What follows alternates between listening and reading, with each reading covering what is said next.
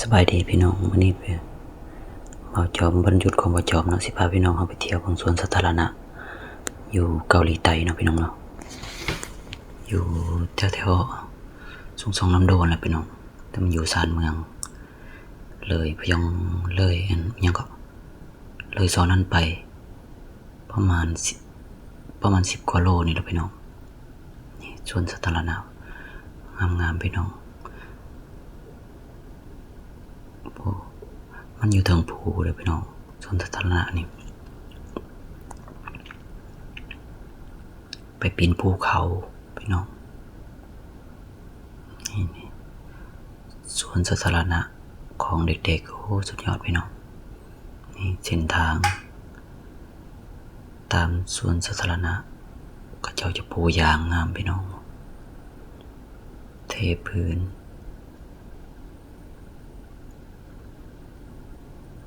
ต้นใบหญ้าเขียวพี่น้องอันนี้มันน่าจะเป็นบ้านผู้ดูแลเนาะเฮือนผู้คนดูแลเนาะพี่น้องเนาะเฮือนคนดูแลสวนสาธารณะนะพี่น้องโอ้สุดยอดเลยนี่มันจะมีห้องน้ำใหม่เลยพี่น้องเป็นสวนสาธารณะเหมาะสม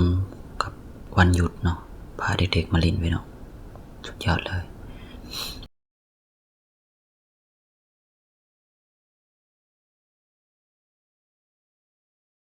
นี่ตัวนี้มันเป็นห้องน้ำเลยพี่น้องนะห้องน้ำประจำสวนสาธารณะนี่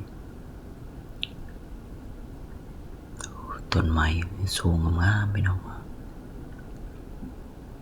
งามเลยเขาจัดสรรสวนสาธารณะของเขาสุดยอดพี่น้องมีเวลาก็ออกมาเที่ยวน้ำกันเลยพี่น้องเลยนี่งามพี่น้อง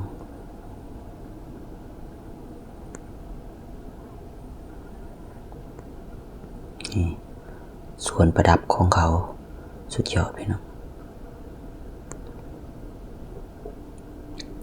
วันหยุดออกมาเที่ยวกันได้เด้อพี่น้องเด้อเที่ยวเฮ็ดเวียกหลายก็เมื่อยพี่น้อง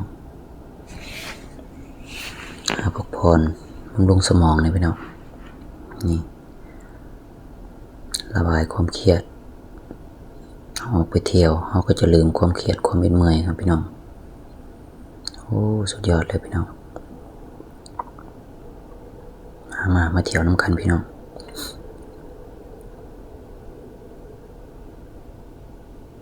งามเดี๋ยวเขาตกแต่งพี่น้อง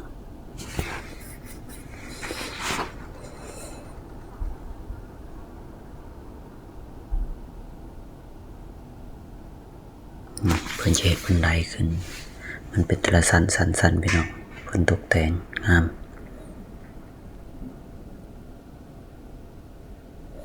เบิดที่บนเที่ยวก็เนี่ยมีโอกาสไปเที่ยวพี่น้องไปเรื่อยๆ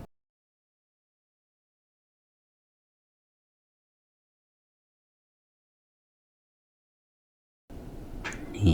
เดินก็เห็นเดินงามเลยพี่น้องเดินบนจอดรถเด้อพี่น้องเด้อนี่ขึ้นมาจอดรถอยู่พี่ก็ได้ก็เด้อพี่น้องต้นไม้ส่วนนี้ก็เริ่มสิเปลี่ยนสีแล้วพี่น้องเริ่มเปลี่ยนสีแล้วกำลังเริ่มแล้วนี่สุดยอดเลย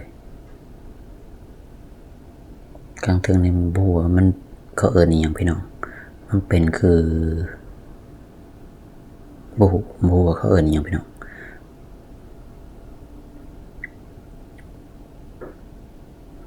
เส้นทางย่างพี่น้องประเด็นงามนี่โอ้มวนครับพี่น้อง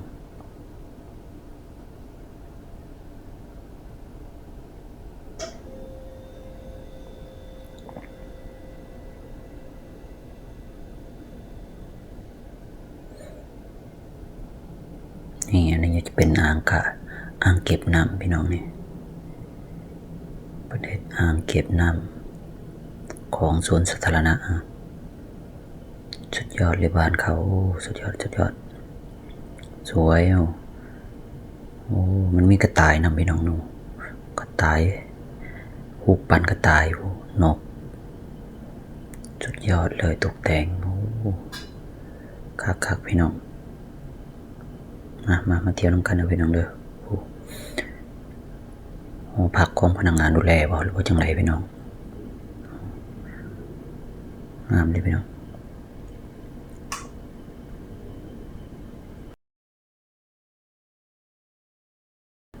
รูปภาพจำลองของสวนสาธารณะพี่น้องนี่อันนี้คือรูปภาพเนาะภาพจำลองสวนสาธารณะคลิปของเราก็จะจบลงแล้วพี่น้องอย่าลืมกดไลค์กด Subscribe เพื่อเป็นกำลังใจนะเด้อพี่น้องเด้อ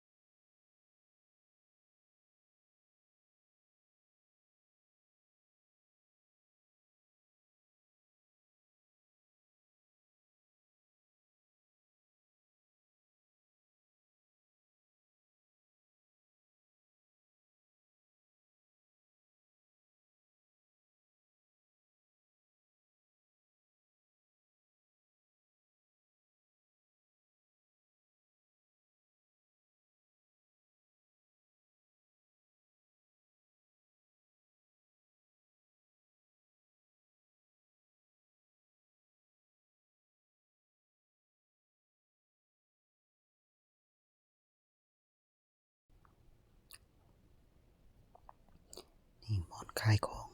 ของกินพี่น้องทางกลางเนาะงามดินั่นก็จะเป็นในเมืองแล้วเนาะนี่คลิปกับจรก็จะสิ้นสุดลงแล้วเนาะพี่น้องเนาะอย่าลืมกดไลค์กด Subscribe เพื่อเป็นกำลังใจให้บ่าวจรด้วยนะพี่น้อง